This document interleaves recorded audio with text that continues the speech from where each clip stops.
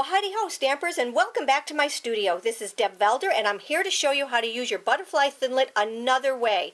This is actually not cut out from the base card right here. It actually stops right here in the middle.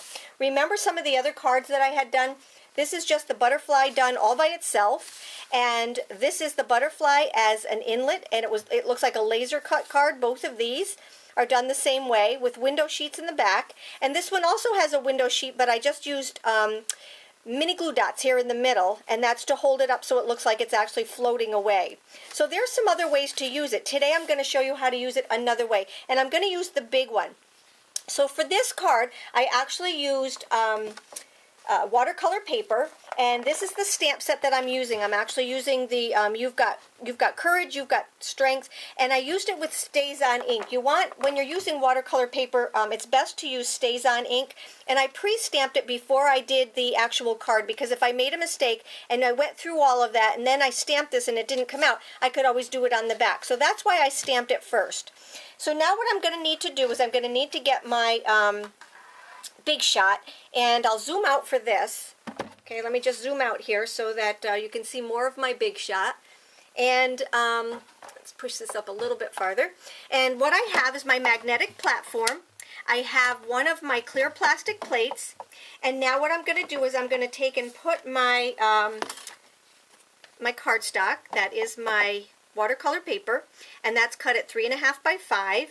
And then I'm going to take, excuse me, this goes first. These are my dryer sheets, and then I'm going to take and put my my watercolor paper on there, and then I'm going to take and put my butterfly. Now this is the big one of the Thinlits, and I'm just going to take and put it close to the top, up here like that. And this is where it's going to get a little bit different. Instead of putting my clear plastic plate all over the top, I'm actually going to stop it halfway through. Now don't get nervous. It will put a little bit of a dent in your Thinlit right here, but it doesn't hurt it. It still works just perfectly. Now where I stopped this, can you see? I'm going to stop it at these two circles right here. So I'm going to take it, I'm going to put it on, and I'm going to stop it right here at the two circles. Let's take it out just a little bit farther. Okay, so there we are. We're touching the ends of these two circles right here. And now what I'm going to do is I'm going to take it and I'm going to roll it through. And what that does is it stops the cutting right here. So I ran it through once this way, and now what I have to do is I have to take and run it through the other way. So I'm just going to take and turn it around, and I'm going to run it through this way. But I'm only going to take and put it on this half. So now my little plastic plate is resting on this one. And if you are a follower on my YouTube channel, you'll see that I did this with one of the big, one of our big dies, and that is actually the biggest hit I have on my YouTube channel is that one. So now what I did was I lined it up with this one. So actually the middle right here is never being cut. So I'm just going to run that through just like this.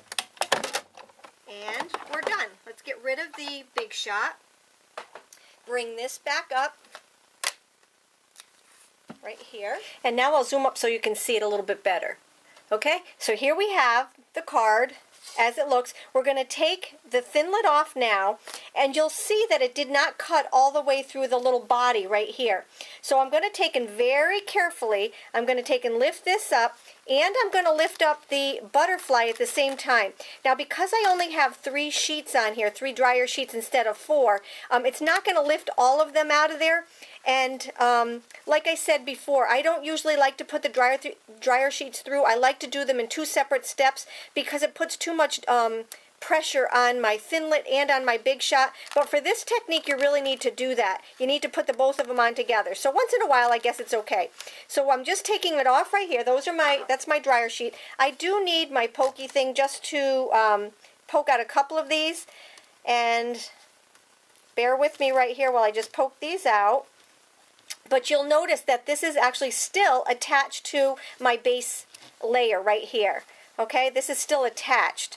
And sometimes, and it's better to have them not poke out than it is to, okay, so that's just all that little stuff right there. All right, now what I'm going to do, I have one that just needs to be pushed out a little bit here. And if it doesn't, there we go. If it doesn't, you can always take your scissors. It's better to not, and this is what I started telling you earlier, it's better to not have all of these cut out and use your scissors to go along with them rather than cut in too far and have that cut out, because then the whole technique is not the same technique. So this is actually attached to the base card, and now what I'm going to do is I'm going to show you a different form of the baby wipe technique to finish it up. You see how this has all of the little sponging on it? Let me show you how I did that. What I did was I took a baby wipe, and now what I'm going to do is I'm going to take some re-inkers. So I have So Saffron, and I'm just going to take, whoops, and put some dots on here. I really didn't want that line, but it's okay. And then I'm going to take, this is Soft Sky. I'm looking for some nice soft colors. So this one is Soft Sky. And then I have Blushing Bride. And you can use any colors you wanted. I just am so tired of winter right now. I just want some nice summery butterfly cute things that are not winter. Alrighty, now I'm going to take a scrap piece of paper because I want to use my my baby wipe, but I don't want it that dark. So I'm just going to take, what I like to do first is to put on a rubber glove, just because I don't like to get my hands all dirty. So I'm just going to take and put on a rubber glove. You can, if you don't have rubber gloves, you can always use a baggie and just put a baggie on your hand. So I'm just going to take some of the color off. All right, that's all ready to go. Now what I'm going to do, I punched out from a window sheet that same butterfly, and I don't know if you can see that, but see, I punched out the butterfly, and now what I'm going to use is this as a mask. So I'm going to take and wrap it around my butterfly right here, and this is what's going to be my mask. Okay, so let's get that little butterfly through there, just like that. All right, so now this is masking my back sheet from my upper sheet. So this was just a window card. I punched out my butterfly, and now we're ready to do some sponging. So I'm going to take my scrap paper right here. I'm going to lay this down, and I'm just going to start to sponge. And when I do that, it's just on the butterfly. I want to make sure that I don't get it underneath any of the little wings or whatever, because then it'll get onto my background sheet. You don't want to overdo it. We want it to be as light as possible. And now I'm just going to take off the mask, and I can reuse this mask. I would just go in and clean it in the kitchen sink. So here is my butterfly. We'll give that a second for it to dry, and you see that kind of defined the inside right here also. All right, it's still attached to my card. Now what I'm going to do is, on this part right here, if you look up here, this is actually embossed. So what I did was, I ran my Soft Sky paper through my embossing folder right here. And I'm going to take and attach that to the back of my base card. So my base card right here is 11 by 4 1/4. And this right here, this my Soft Sky, instead of using it with the bumps up, I'm going to use the bumps down, just because I like to change it up a little bit. Just use my fast fuse to attach this to my card.